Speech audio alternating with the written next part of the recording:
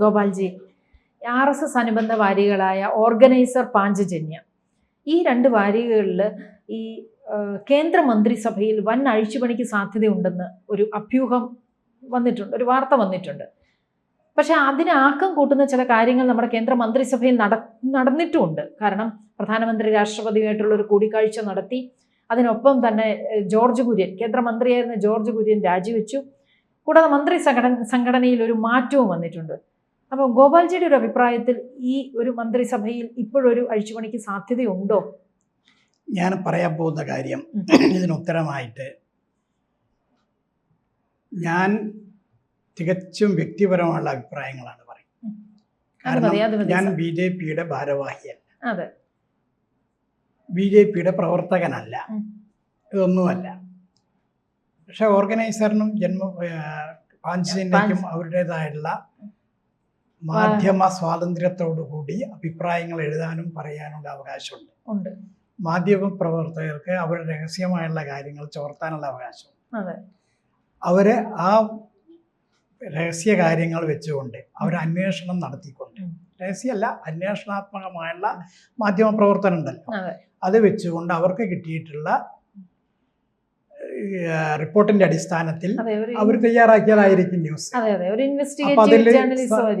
ആ മാധ്യമത്തിന്റെ കാര്യം നോക്കുന്ന സമയത്താണെങ്കിൽ അതിൽ സത്യസന്ധതയുണ്ട്. രാഷ്ട്രീയത്തിന്റെ കാര്യം നോക്കുകയാണെങ്കിൽ അത് സത്യമായിക്കൊള്ളുന്നില്ല. പിന്നെ ജോർജ് കുര്യന്റെ കാലാവധി കഴിഞ്ഞു, അത് നമുക്കറിയാം. അത് പത്രവാർത്തകളിൽ കൂടിയിട്ടും നേരിട്ടുള്ള ബന്ധത്തിൽ കൂടി മനസ്സിലാകുന്നതാണ്. പിന്നീട് രാജ്യസഭയിലേക്ക് വീണ്ടും എവിടെയെങ്കിലും തിരഞ്ഞെടുക്കപ്പെടണം, അല്ലെങ്കിൽ 6 മാസം വരെ അദ്ദേഹത്തിന് വീണ്ടും തുടരാം. പക്ഷേ അദ്ദേഹം സത്യസന്ധമായിട്ടുള്ള ഒരു മന്ത്രി എന്നുള്ള നിലയ്ക്ക്, ഒരു രാഷ്ട്രീയ പ്രവർത്തകൻ എന്നുള്ള നിലയ്ക്ക്, ഒരു വ്യക്തി എന്നുള്ള നിലയ്ക്ക് അദ്ദേഹത്തിന്റെ കാലാവധി കഴിയുന്നതിന്റെ തലേ ദിവസം തന്നെ അദ്ദേഹം രാജിക്കത്ത് കൊടുത്തു. അത് രാഷ്ട്രീയ മാന്യത എന്നതിന് കൊടുക്കേണ്ട പേര്. അദ്ദേഹം അത് കൊടുത്തിട്ടുണ്ട്. അത് അങ്ങനത്തെ ഒരു മാന്യമായിട്ടുള്ള രാഷ്ട്രീയ പ്രവർത്തകനാണെന്ന് വിശ്വസിക്കുന്ന ഒരാളാണ് ഞാൻ. അത് ചെയ്തു. പിന്നെ നിങ്ങൾ ചോദിക്കുന്ന കാര്യം, പ്രസിഡന്റിനെ കണ്ടു, പ്രധാനമന്ത്രി ഒരു കൂടിക്കാഴ്ച നടത്തുന്നത് സർവ്വസാധാരണമായുള്ള കാര്യമാണ്. ഇടയ്ക്ക് കാണാറുണ്ട് പ്രധാനമന്ത്രി പ്രസിഡന്റിനെ. ഈ കാര്യങ്ങൾ ചർച്ച ചെയ്യാണ്ട് രാജ്യത്തിന്റെ കാര്യം ചർച്ച ചെയ്യണം, അതോടൊപ്പം തന്നെ വിദേശകാര്യങ്ങൾ ചർച്ച ചെയ്യണം, ഇതേപോലുള്ള ഒരു മന്ത്രിസഭയുടെ കാര്യങ്ങൾ ചെയ്യണതെല്ലാം ചെയ്യണം. അതൊന്നും തന്നെ മാറ്റത്തിന് വേണ്ടി മാത്രമായിരിക്കില്ല, അതും സംഭവിക്കാം. പിന്നെ പാർട്ടിക്കുള്ളിൽ അവർക്ക് എന്തെങ്കിലും സംഘടനാപരമായുള്ള കാര്യങ്ങൾ നടത്തണമെന്നുണ്ടെങ്കിൽ അത് അവരുടെ സ്വാതന്ത്ര്യമാണ്. പാർട്ടിയിൽ മാറ്റങ്ങൾ വരുത്തണം, സ്ഥാനത്തിന്, അതായത് സംഘടനയ്ക്കകത്ത് ഭാരവാഹിത്വങ്ങൾക്ക് മാറ്റങ്ങൾ വരുത്തണം. വൈസ് പ്രസിഡന്റുമാര്, ജനറൽ സെക്രട്ടറിമാര്, പ്രാദേശികമായിട്ട് പ്രവർത്തിക്കേണ്ട ആൾക്കാർ, ഇതൊക്കെ നിശ്ചയിക്കുന്ന സമയത്ത് ചില ആൾക്കാരെ മന്ത്രിസ്ഥാനത്ത് നിന്ന് അവർക്ക് മാറ്റേണ്ടതായിട്ട് വരും. എല്ലാ രാഷ്ട്രീയ പാർട്ടികൾക്കും അതുണ്ടാവും, BJP എന്നുള്ള പാർട്ടിക്ക് മാത്രമല്ലല്ലോ. അപ്പം അതനുസരിച്ച് മാറ്റങ്ങൾ ഉണ്ടാകാം. അതേപോലെ തന്നെ ചില ആൾക്കാരെ പുതിയ മന്ത്രിമാരാക്കിയേക്കാം. ഇതെല്ലാം കൂടെ കോർഡിനേറ്റ് ചെയ്ത് വന്നതുകൊണ്ടാണ് പെട്ടെന്ന് ഈ വാരികകളിലും മാസികകളിലും ആയിരിക്കാം അവർക്ക് അന്വേഷണ റിപ്പോർട്ട് എവിടെയും കിട്ടിയിട്ടുണ്ടാകാം. അതുകൊണ്ട് അവരൊന്നും തെറ്റെന്ന് പറയാൻ ഞാൻ തയ്യാറല്ല. അവർക്ക് എവിടെന്നെങ്കിലും അവരെ അന്വേഷണാത്മകമായുള്ള മാധ്യമ പ്രവർത്തനത്തിന്റെ ഫലമായിട്ട് അവർക്ക് റിപ്പോർട്ട് കിട്ടിയിട്ടുണ്ടാകാം. അതുകൊണ്ട് അവർ പറഞ്ഞത് സത്യമല്ല എന്ന് പറയാൻ സാധിക്കില്ല. ഇവിടെ ഇവർ ചെയ്യുന്നത് അവരുടെ ധാർമ്മികമായുള്ള രാഷ്ട്രീയ പ്രവർത്തനം യോജിച്ച വിധത്തിലുള്ള പ്രവർത്തനം മുമ്പോട്ട് കൊണ്ടുപോകാനും, അതോടൊപ്പം തന്നെ അവരുടെ മന്ത്രിസഭ ആ പ്രവർത്തനം രാജ്യത്തിന് അനുയോജ്യമായി ഇതുവരെ ചെയ്തതിനേക്കാൾ കുറച്ചും കൂടി മുന്നോട്ട് പോകണം നല്ല നിലയിൽ എന്ന ആഗ്രഹത്തോടു കൂടി അത് സംഭവിപ്പിക്കാം. ഈ വിധത്തിലല്ല ഇപ്പം തന്നെ നല്ല രീതിയിലുള്ള ഭരണമാണ് നടക്കുന്നതെന്നുള്ള പൂർണ്ണ വിശ്വാസം അവർക്കുണ്ടല്ലോ. പക്ഷെ എന്നാലും ശരി, ചില ആൾക്കാരെ മാറ്റി ചില ആൾക്കാരെയും കൂടി ഉൾപ്പെടുത്തണം. പിന്നെ രാഷ്ട്രീയത്തിൽ ചില പ്രത്യേകതകൾ ഉണ്ടാവും. ചില സ്ഥലത്ത് വരാൻ പോകുന്ന തെരഞ്ഞെടുപ്പാണ്. ആ തെരഞ്ഞെടുപ്പിന് വേണ്ടിയിട്ട് അവിടുന്ന് ചില ആൾക്കാരെ മന്ത്രിസഭയിൽ ഉൾപ്പെടുത്തേണ്ടതായിട്ട് വരും. ചില ആൾക്കാരെ അവിടെ പ്രവർത്തനത്തിന് വേണ്ടി നിയോഗിക്കപ്പെടേണ്ടതായിട്ട് വരും. ഇതെല്ലാം പാർട്ടിയുടെ ഉള്ളിലത്തെ ആഭ്യന്തര കാര്യമാണ് അവരുടെ അത് മുഴുവൻ. അപ്പൊ ഇതൊക്കെ സ്വാഭാവികമായി എല്ലാ പാർട്ടിയിലും എല്ലാ കാലത്തും നടക്കുന്ന കാര്യങ്ങളാണ്. അങ്ങനെ ഉണ്ടെങ്കിൽ അത് തന്നെയാണ് BJPയിലും നടത്തിക്കൊണ്ടിരിക്കുന്നതെന്നാണ് എൻ്റെ വിശ്വാസം. ഇതിനൊപ്പം തന്നെ വേറൊരു വാർത്ത കൂടി വന്നിരിക്കുന്നു. ഈ BJP കൗൺസിലർ R. സുഗതന് ഒരു തിരിച്ചടി കിട്ടിയെന്നും കാപ്പ ചുമത്തിയതിന് ആഭ്യന്തര സെക്രട്ടറിയുടെ ഒരു അംഗീകാരം കിട്ടിയെന്നും പറഞ്ഞു. അപ്പം എന്തായിരിക്കും അംഗീകാരം കൊടുത്തതിന് പിന്നിൽ എന്തായിരിക്കും? കളക്ടറുടെ റിപ്പോർട്ട് അനുസരിച്ചല്ലേ കാപ്പ ചുമത്തിയത്? അതെ. ആ കളക്ടറുടെ റിപ്പോർട്ട് എന്തിന്റെ അടിസ്ഥാനത്തിലാണ്? പോലീസ് കൊടുത്തതിന്റെ അനുസരിച്ച്. അതെ. ഈ പോലീസ് സുഗതനെ കൊടുക്കാൻ വേണ്ടി ശ്രമിച്ചതല്ലേ? സുഗതൻ എന്തുകൊണ്ട് അവിടെ നിന്ന് ജയിച്ചു വന്നു? സുഗതൻ ജയിച്ചു വന്നത് സുഗതന്റെ പ്രവർത്തനത്തിന് ജനങ്ങൾ ഇഷ്ടപ്പെട്ടത് കൊണ്ടല്ലേ?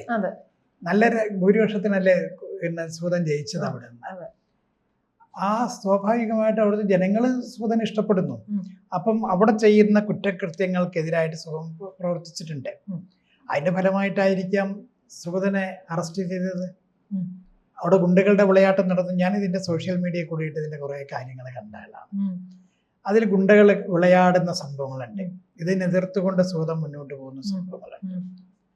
അപ്പൊ സ്വാഭാവികമായും കുറെ കാലങ്ങളായിട്ട് അവിടുത്തെ MLA അടക്കമുള്ള ആൾക്കാർ സുഗതനെതിരായിട്ട് പ്രവർത്തിച്ചു. അന്നത്തെ MLA, ഇപ്പോഴത്തെയല്ല, MLA അടക്കമുള്ള ആൾക്കാർ സുഗതനെതിരായിട്ട് പ്രവർത്തിച്ചു. എന്തുകൊണ്ട് ഇപ്പോഴത്തെ ആരോഗ്യമന്ത്രി അവിടുത്തെ MLA ആയിരിക്കുന്ന ആളെ അവിടെ മുകളിലേക്ക് വെടിവെച്ചതിനെതിരായിട്ട് പറഞ്ഞു? സുഗതൻ അങ്ങനത്തെ ഒരു ക്രിമിനൽ ആണെങ്കിൽ അയാൾ ക്രിമിനലാന്നുള്ളത് കെ മുരളീധരൻ അന്ന് തന്നെ പറയണ്ടേ?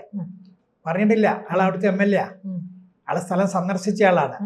അയാൾ ആ മുകളിലേക്ക് വെടിവെച്ചതിനെ അയാൾ എതിർത്തതാണ്, തെറ്റാണെന്ന് പറഞ്ഞ ആളാണ്.